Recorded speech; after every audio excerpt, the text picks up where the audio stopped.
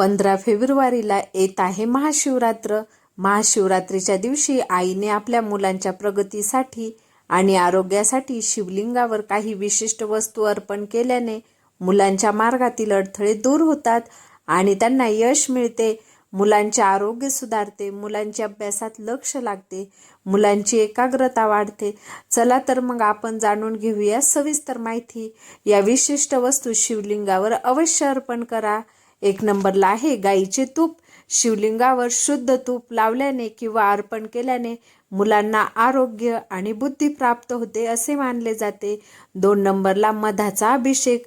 मुलांच्या वाणीत गोडवा येण्यासाठी आणि उत्तम आरोग्यासाठी मधाने अभिषेक करणे फलदायी ठरते. 3 नंबरला आहे पांढरी फुले. भगवान शिवाला पांढरी फुले उदाहरणार्थ धोत्रा किंवा पांढरे कमळ अर्पण केल्याने मुलांच्या जीवनात शांती आणि एकाग्रता वाढते. 4 नंबरला आहे साखर आणि दूध. मुलांच्या मनातील भीती दूर करण्यासाठी आणि मानसिक शांततेसाठी साखरेचे पाणी किंवा कच्चे दूध अर्पण करावे. 5 नंबरला आहे बेलपत्र. 3 पाने असलेले अखंड बेलपत्र अर्पण केल्याने मुलांच्या मार्गातील अडथळे दूर होतात आणि त्यांना यश मिळते. भगवान शंकराची पूजा करताना ओम नमः शिवाय या मंत्राचा 108 वेळा जप करणे अधिक फलदायी ठरते. व्हिडिओ आवडल्यास व्हिडिओला लाईक करा, शेअर करा. चॅनलवर नवीन असाल तर चॅनलला नक्की सबस्क्राईब करा. धन्यवाद.